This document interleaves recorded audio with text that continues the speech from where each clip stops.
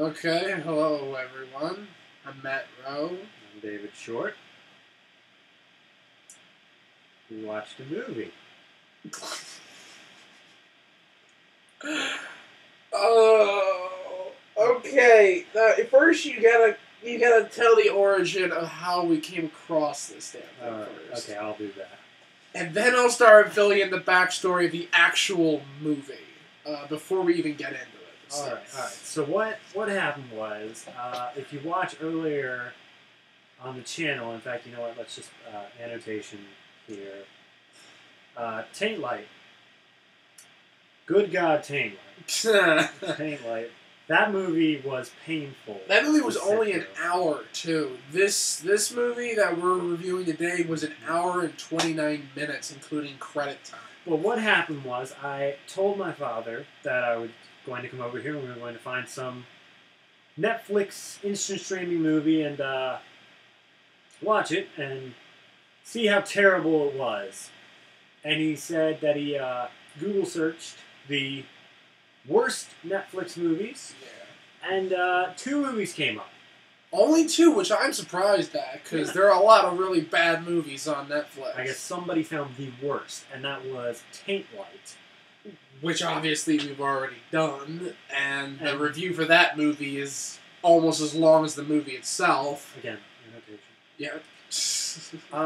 And this movie, only known to us as Gymkata. Gymkata.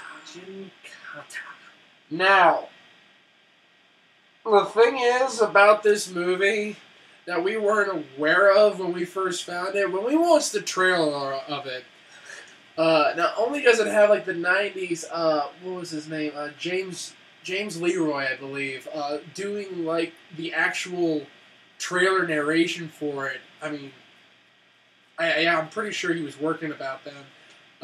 Yeah, because this movie came out in '85. It was Robert Clouse, I believe, was his name. Yeah, Robert Clouse. Yeah, the director is Robert Clouse. You might remember this director because before this movie, he directed Enter the Dragon with Bruce Lee, which is considerably one of the greatest martial arts films ever made. This movie... Okay, seriously, this movie is like the mega force of martial arts films. You can tell that there was some budget involved with it. I mean, but... Where did they buy all those axes? There are so many axes. There are so many axes in this movie. Alright. There's one major problem with this film.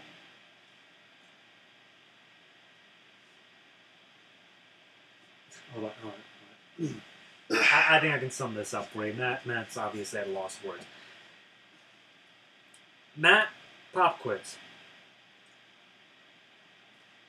What happened in the first 10 minutes of this movie? I haven't a clue. And that's the problem. This movie is so unmemorable. We kept forgetting what was happening while it was happening. Okay, the basic premise of this movie, I don't even remember the athlete's name. I don't remember any of the character names. I guess we're going to look it up. I'm looking it up. I honestly can't remember I can't anything. remember anything about this movie. Okay. I know it was based off of a book. Which we learned at the end. Which we learned at the end, and I found that fascinating that a book would be made on such ridiculous material. But maybe the book was probably more believable than the way that this movie was set up. Alright. The first 5 minutes, there is no exposition in this movie. There's none. You don't. Hold on. I'm not sure. See, that's just it. After it was done, we said how there was no exposition, and the fact that we didn't know anybody's names, we didn't know what they were doing, why they were doing it. There was the shot of the girlfriend and whatnot of the main character at the very beginning, and like you look like the way that they hold on her for like a good 10 seconds or something like that, and you expect that she would be in later scenes. She does not have a single line of dialogue. She's not in any more scenes in the movie, And she's completely forgotten for the other love interest in the movie, We don't even know if she's a girlfriend. Yeah, she just was a person that was just there. Yeah. Okay, alright, so hold on. Plot description time as we're going to fail at it. Jonathan Cabot is a champion gymnast. I think he's a real guy. The actual actor that plays the main character is an actual Olympian. He's an actual Olympic gold medalist. If I read the information on IMDb correctly. In the tiny yet savage country of Parmistan. We know the title of the country now. We just kept calling it little obscure international country. Yeah, we had no idea. They said it at some point probably, but we were laughing too hard. And also there's no race. there's no type of actual ethnicity or nationality here. There's a bunch of random mixes, and now obviously there are plenty of countries that actually has that work, but at the same time, the ruler of this country is clearly white. He's clearly very white, trying to speak with like a Middle Eastern accent. Well, how many white people were there in the country that he was ruling over? Tons. Tons? But they looked so Indian to me. Because also there were plenty of Indians too. What? But how and guess what? His daughter is also very, very Indian. She looks very Malaysian too. Like.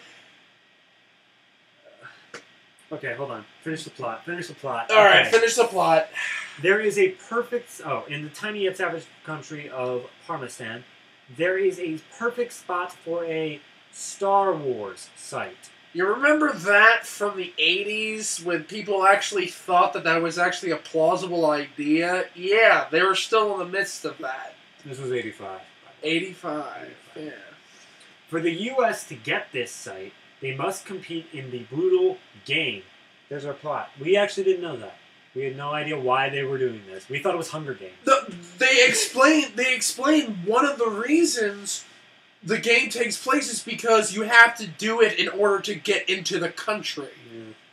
Why would you want to go and visit this country then if you had to risk your life and most likely, since nobody, according to the movie, nobody had won the game over 900 years. So that means nobody entered the country for 900 years? If the game was played to get the Star Wars site, and nobody's won in 900 years, 900 years ago, what were they playing for? I doubt it was a Star Wars site. It was just to get into the country. I mean, like, I literally, there's no actual, there's no real logical explanation for this. I really wish there was. Alright. The government calls on Cabot, the son of a former operative, to win the game. I might be saying his name wrong. I think it may be Frenchish. Who fucking gives a shit? Cabot must combine his gymnastic skills of the West and fighting secrets of the East and form Gymkata. Alright, in the very beginning of the movie, he doesn't know a goddamn thing about any form of martial arts whatsoever.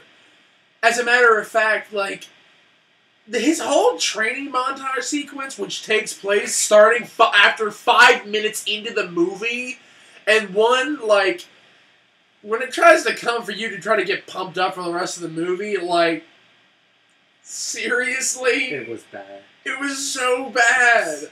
I wonder if Trey Parker and Matt Stone watched that in order to inspire them for the Aspen episode for the sports training montage crap. Because it's so bad, it's so cheesy, and also, this guy's learning nothing about martial arts. Yeah, he's climbing on a monkey bars, and, no, wait, he can walk on his, no, that's not. He can walk on his hands up a couple flight of stairs. Yeah. You remember when you saw that in every martial arts movie ever? Walking upstairs on your hands? Or you just can go on YouTube and find it. Yeah. You know? He's apparently totally able to...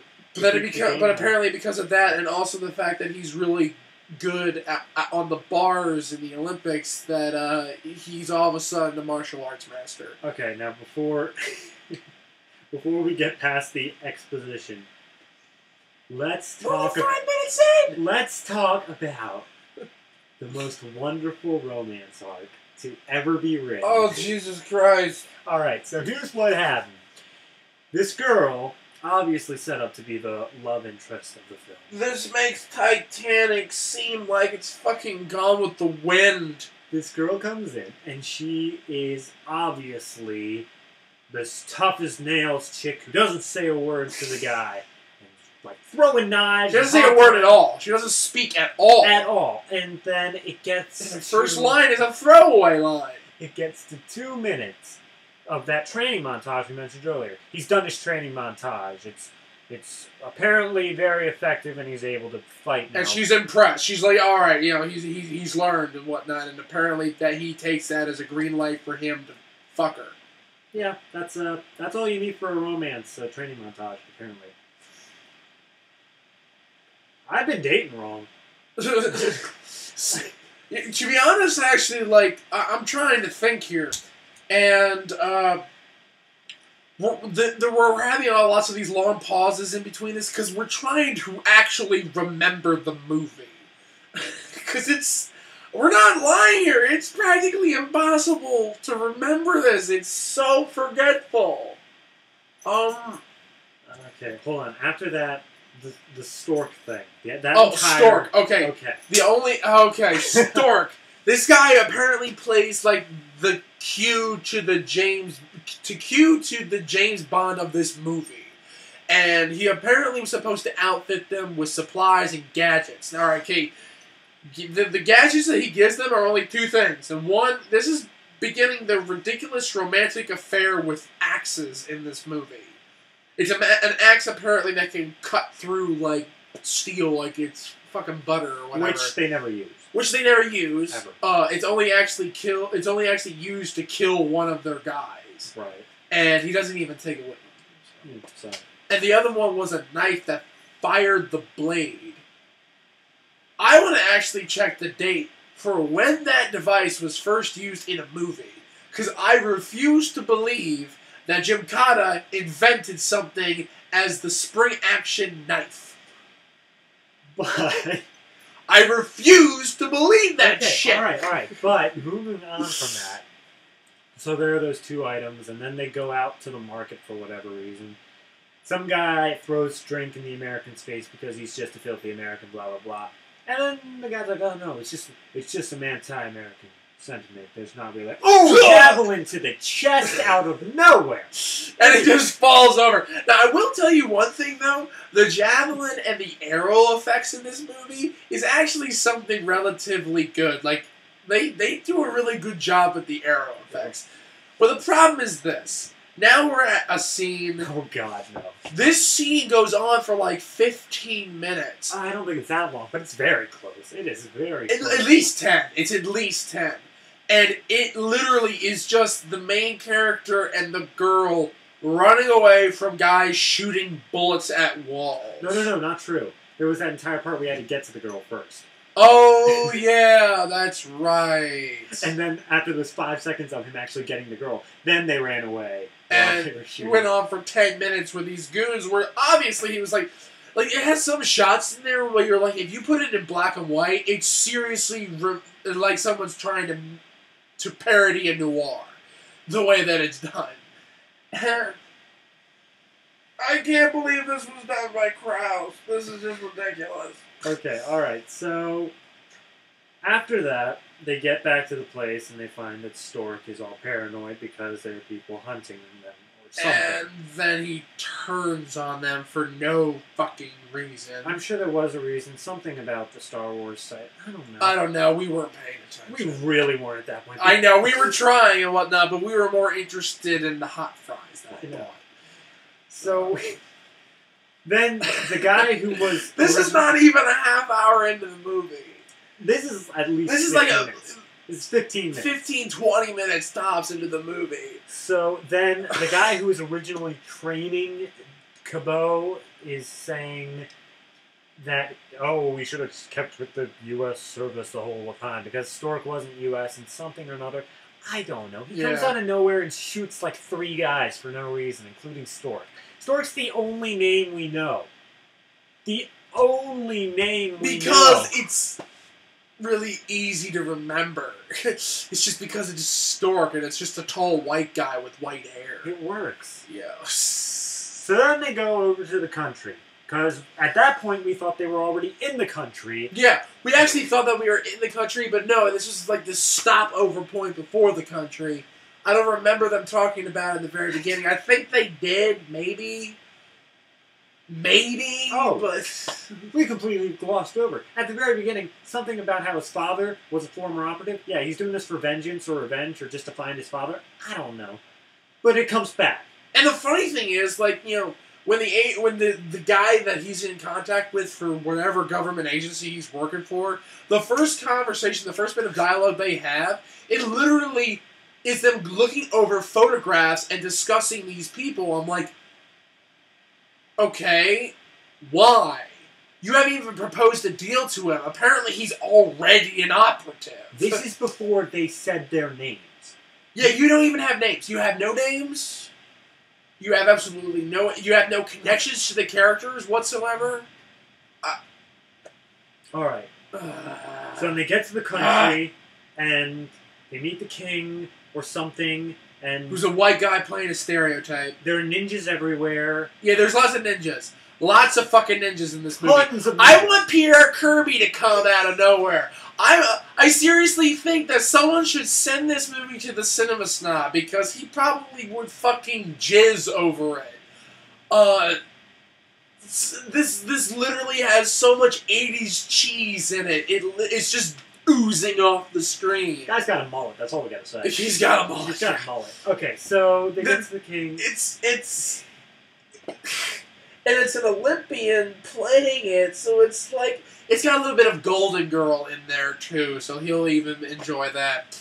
But, moving on... They get to the king. They start up the game. There's people from all the different countries. Oh, you forgot about the main antagonist, whatever... Oh, let's Jafar! Just, yeah, Jafar. Let's just call him the He-Man Jafar. Just call him Jafar. Just call him... Basically, he is Jafar. That's exactly what he is. The advisor to the king who has a secret army of ninjas. Well, that's not really a secret. It's an obvious army. It's like, but he has an army of ninjas that are only loyal to him that eventually, later on in the movie, usurp the king and take control. Let me just tell you something. But then he's very easily dethroned just because he gets knocked out. I'm on IMDb here. The entire cast is here. The Jafar character is the only guy with a picture. The only guy. I mean, he's been in a few things, it seems, but it's... I don't... We're really having trouble trying to describe things here. Look, if you clicked that annotation earlier for Tame Light and you saw how much we had to say about that film. Because so much was wrong with it. This is like...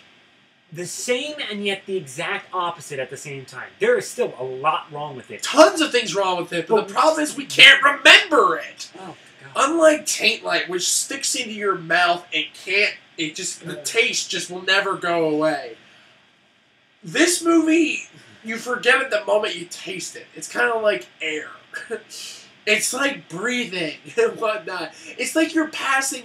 Basically, what this movie is a martial arts equivalent of a mild fart. That you pass through, it's mildly irritating, but you forget it almost instantaneously. So, that's basically what this movie is. That's the basic analogy that I could put to it. What does that make Enter the Dragon in that analogy? Enter the Dragon is a fucking punch to the face. Whatnot. It's like, that is not a movie that you can really easily ignore. Not only is it extremely well made, which really is the thing that really boggles my mind here, because Robert Clouse is a good director. I've seen some of his work. I haven't seen a lot of it. He's a cult favorite when it comes down to action martial arts films, obviously with Enter the Dragon. But Enter the Dragon was unbelievably expertly filmed. It actually wasn't badly acted at all, considering the type of genre of the film that's usually never really taken that entirely that seriously. If we can, You can't take this movie seriously for a fucking second. You can't. Nothing about this movie makes you want to take it seriously. And look, the thing is, the guy obviously this guy looks like Eric Freeman from Silent Night, Deadly Night Part 2. He just happens to have a mullet instead of Freeman's hair. And I just half expected him just to stay to the camera. It's like, here it comes. But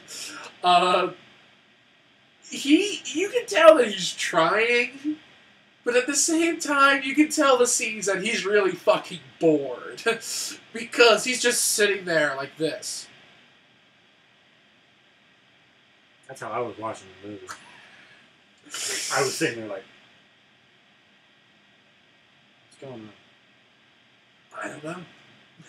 That was it. And yeah, that was the entire past movie. the hot fries, that was it. Yeah, that was just... Alright, hold on. And we're all over the place. Let's just the one memorable scene.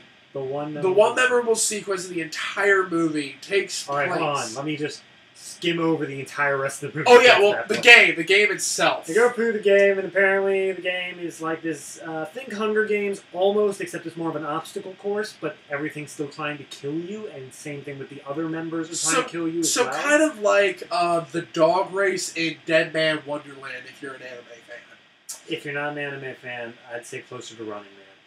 Oh yeah, very, very Running Man. Mm-hmm. Yeah. So you get through all that, and you get to the 5th stage, because there was, let's see here, there was maze, there was a wheat field that they had to there was through. a field they had to run through, they had to climb up ropes up a cliff. Climb over ropes over a gorge, get through the Forest of Death, it may as well be. And then they got to this thing that was called the Village of the Damned. But, as they reference it later, and is more accurately named, the Village of the Crazies. And this is the memorable part. Because this comes the flying fuck out of nowhere. Nothing at all in the entire beginning of this movie sets this shit up to happen. Like, it's not like, the flying head with eyes thing in Big Trouble in Little China that just fucking comes out of nowhere. It's because there's already magic in the movie that you can suspend your disbelief. In this part of the movie, it's not, like, supernatural involved with it, but it's literally like they just, like, fucking stepped into Silent Hill meets George Romero's The Crazies. I can't tell whether or not it actually was effective or just funny as fuck. It was a little of both at given times. One of the slow motion. I mean, like the running sequences through the city where the main character is outrunning the mob and the two dogs chasing him. By the way, if you think we're giving you spoilers, you won't get it just as much as when you're watching the movie. Oh yeah, no, forget comprehension. No, but if you've ever seen Michael Jackson's movie Moonwalker, it's the exact same basic sequence when he's outrunning Joe Pesci and then turns into a Transformer. Except there's no Transformer. There's no Transformer. It's not that. But that then leads to the reveal. That lasts for all, like, 5 seconds, I think it was. Oh, yeah. His dad. Yeah, his dad is still there. Yeah, we saw him die practically on film. Yeah, he dies before the beginning credits. Like, he falls from the rope after getting hit with an arrow, and he falls and he lands in the gorge. But he apparently survived, dressed as a ninja, and then came over to help his son, who was dangling in front of these dogs and crazy people, helped him up, revealed himself. 3 cuts later, he has an arrow in his back. Yeah, he gets shot again, and then he doesn't show up until the very end of the movie. Somehow still alive. He's riding on a horse. He's riding on a horse. He don't look too good. He doesn't look too good at all. And also the funny thing is, like, of course, the main character at the end gets the girl and all that jazz and whatnot because, it's an 80s movie and it has to happen. They even had, like, the Where Are They Now little pop-up. Oh, yeah. Where Are They Now? Yeah, and also saying the Star Wars program was, like, a fucking, like, success or something like that. Yeah. I'm like, no. It's a in 1985, the United States won the rights to the Star Wars thing and blah, blah, blah, blah, blah, blah, blah, blah, blah, blah, blah. Now what? There's nothing. There's nothing else. That is the end. That is the ending credits, and the credits end on him doing more tricks on the bars. That's what we need. Gymkata. Like, the whole concept of just Gymkata. Yeah, and that's the thing, though. The fight sequences, even though this guy does his own stunts, which is really cool, I always give more props to people who actually do that. The fight sequences are the same shit that goes on way too goddamn long. Way too long. They have the idea of what they want to accomplish, but they show it 7 times. Yeah, they want a martial arts style fighting mixed together with gymnastics. I understand that. I understand the fucking, gimmick you've got going on here. But, as we both said, it goes on for way too goddamn long. And he ends up having to fight like 20 guys in every goddamn scene. And they always fight each other one dude at a time. Which, that's not even a huge deal, as long as you make the fight interesting. Yeah. But all he's doing is he gets on a bar, or he gets on a little vault thing. I don't know what exactly He basically gets on gymnastics equipment that is made of something in the environment, but then again, at the same time, you can obviously tell it's placed there for this one scene. Whereas, a Jackie Chan movie, if you've ever seen that, he takes like a chair or something, and he uses it against the opponent. But it's always something unique that he's using. He always uses the environment in different ways in every fight scene. Well, actually, you know what? Let's just take something from Crouse's own filmography. Let's go to Enter the Dragon. Okay. The thing is about Enter the Dragon, one of the most famous sequences in that movie, if I'm remembering the right movie correctly, because I've seen a lot of Kung Fu movies, but it's the scene in the Hall of Mirrors. That is a cinematographer's wet dream. But at the same time, it's his worst nightmare. But the way that it's filmed, the way that the environment is handled, the way that Bruce Lee's character interacts with the environment, the way that he holds everything to his advantage in a way when he's in the very beginning, at a disadvantage because he's not exactly sure what is what. And the tension that's put together with that, the shots, the editing, everything in that scene is put together so perfectly, you actually are fully immersed in the scene. You could tell that real fucking effort went into it. This movie's just a fucking mess. The editing is so bad in this film. It's so bad. It's so chopped together. I don't know if it was a glitch in the computer when we were watching it, but at the same time, there was this one shot at the very end of the fight scene where it cuts and it holds for half a second. I really hope that was a glitch in the computer, because if it wasn't, that was a horrible fucking cut. The cinematography in this movie is standard. 80s, that's basically all you can say. It's dulled colors. There's nothing really interesting about it and whatnot. And, and it's shot in a very, very stagnant, static manner. The dialogue is laughable. Every scene, I can't take a single solitary word any of these people says as any serious. Nothing. And also, there's this big guy who's supposed to be from another country. Who ends up playing, one of the people at the end who, almost makes it. He ends up getting, shot in the chest, which pisses me off. We brought this up while we were watching the movie. All these people in this movie seem to be able to be killed with an arrow to the back. Very, very simply. Or an arrow anywhere, regardless of what it hit. There's this guy who actually ends up getting killed with 2 arrows to the ass. I don't know how the fuck that's possible. To be fair, they either underdid it or overdid it. There was a character named Gomez who you're supposed to like in the movie? You don't. But he gets the full treatment. He gets arrows. Yeah, in the town of the Crazy.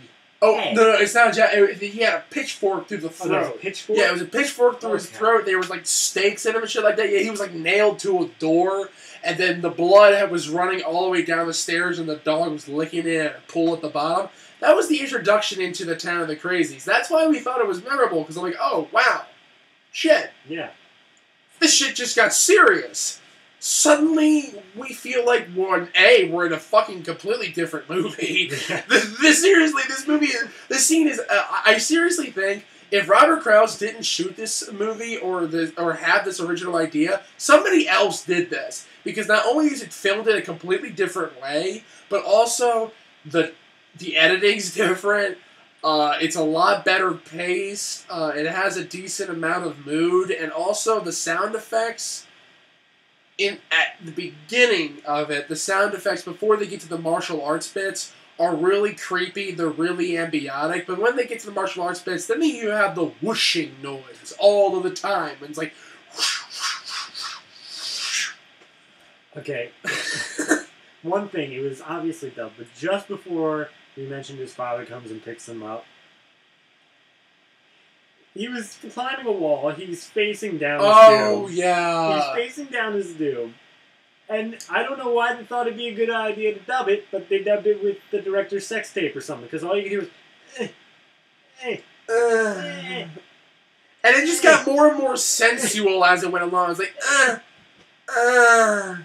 I understand what they were trying to do. They're trying to make it sound like he was struggling to keep himself up there, but at the same time, they did. It was so rhythmic and so It was so awkward. Oh, it makes me think that, like, when he recorded that noise, he wasn't even looking at this.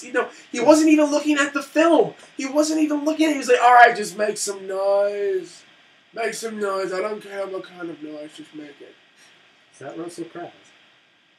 I don't actually know how he talks, but you know what? That's how we're gonna depict it. Hey, but just make some noise. Make some noise. And we'll put it together. It'll be fantastic. I mean, I'll get to work with Bruce again. Oh wait, no, Bruce is dead. Oh. I mean, Russell Clouse. I respect Robert Clouse. Robert. Why did I say Russell? Whatever. Like, you look up his name. Like, I don't fucking know. I think it is. Like, I know his last name is Clouse. I know that. But yes, it's Robert Clouse. Clouse. Oh wow, I've been saying it fucking wrong. My apologies to every film fan out there. To be fair, though, if you've commented already, bad. We fixed the info. All right, and it'll be that way in the description. All right, but. I don't really know what else we can talk about. Like, there's nothing else. Like, there's, it's a marvel, and I seriously think that we gotta keep this up. We gotta keep hunting down these horrible Netflix movies. People keep send us your ideas for a horrible Netflix movie. It doesn't even have to be Netflix, really. Yeah, it's like just any. Actually, this wasn't even on Netflix. Like, it wasn't on Instant Queue. We actually ended up finding the whole thing on YouTube in its entirety. And so, just send us your ideas. We want to watch these bad movies and really try to pull them apart. I mean, but we want to be able to remember them. Like, Taint we were able to pull apart almost every fucking scene in that because every scene, offended our very nature. This movie was just a D-grade martial arts action movie with the most ridiculous plot. And, also, the costume design. What fucking age are they going for? Like, you have a bunch of people in, 1940s gangster suits. You have people in, overcoats. You have, ninjas. And also, the main, all of, the people and whatnot, they're mixed together with, Middle Eastern and, fucking medieval, clothing and shit. There's no consistency. There's no consistency. This is a movie, literally, that continuity is fucked. There's no continuity whatsoever. Even Final Flash had a bit more continuity. Actually, no, I won't even go that far. Yeah, don't. No, nothing goes that far. That movie was an incomprehensible clusterfuck. But... Imitation to that one. But...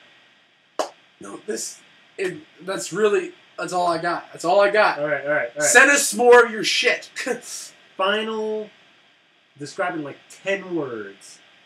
There are very few words. You know what I mean? But what would you say to the people about this movie? One of the most funny martial arts movies you will never remember. And in my opinion, not terrible. It's not terrible. But nothing good about it. No. It's not like, but this is not the worst kung fu style action movie or a Olympian athlete plug I've ever seen. This is not nearly the worst. It's not nearly the best, though. It's not nearly the best. Then again, at the same time, like, seriously, Clouse, bad. Enter the Dragon, bad. No, Enter the Dragon, good. No, Enter the Dragon is amazing. This movie, I feel like actually going and getting his full filmography, because if I'm not mistaken, he passed away. I want to go find his full filmography and actually see if he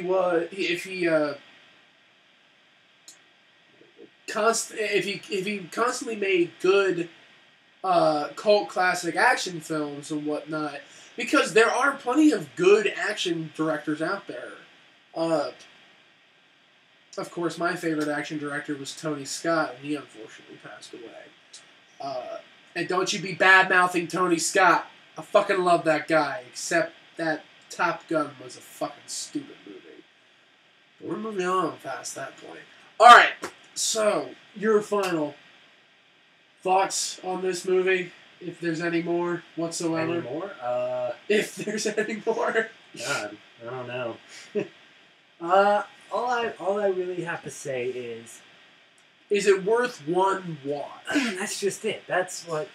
If you don't watch this movie, or you do watch this movie, nothing about your life will change in the smallest. Not a thing. You will wake up tomorrow morning thinking the exact same thoughts you would have if you did or did not see this movie. It's that forgettable. It is that forgettable. The only thing you might remember is if some guy mentions like martial arts or gymnastics ever in your future, or Village of the Crazies or the Damned. You might have a little blip on your radar of this movie, but besides that, it is gone. But if you remember Village of the Damned, you better remember the other bad version, the bad John Carpenter movie over this movie, because that movie is hilariously bad in epic proportions as opposed to this one. So, on a scale of never ever watch it to give it a shot, it's pretty close to the give it a shot side more than the never ever watched it, because there's nothing really offensive, terrible, or degrading in it. It's not even that. It's also it's not pandering, because there's no substance to be had. And if you need something to fall asleep to... Yeah, pretty much. Because I wouldn't even say it's mindless fun, too, because there's plenty of action movies that actually have really long, elongated fight scenes. Like, what was it? Revenge of Drunken Master has a 45-minute continuous fight sequence, which actually is extremely elaborate. And that's a pretty awesome fight sequence. These fight sequences, and seriously, after they get into the game, seriously, the last 45 minutes of this movie is just a continuous action sequence. Okay, I think that's what can really be said. There's no breaths. There's no breaks until you actually get to the Village of the Crazies, and then he's running around, and then he does the whole, whatever the fuck the title is. It was it Gymkata. Gymkata. There you go. Fuck this movie, man. I mean, I can't even say that, because the movie it doesn't make you angry. You're just confused the whole time while watching it, and then you forget that you were confused, and you forget what you were confused about. There's so many subplots. There's so many little points that don't ever come back. The subplots sometimes only last a single scene, and they're not even brought up anymore. The entire father thing. Oh yeah, and they didn't explain anything about how he survived, and when it's like, somehow I survived. We'd like to know I'm so proud to see you, son. I'm so proud. Yeah! That's it. And that's really all we have to say. Then look forward to the next piece of shit we bring your way. But at the same time, it could be worse. No. Why it could be worse? It could be worse is almost as bad as nothing could possibly go wrong. God. It could be daylight. No. Shut up. I'm done. Bye.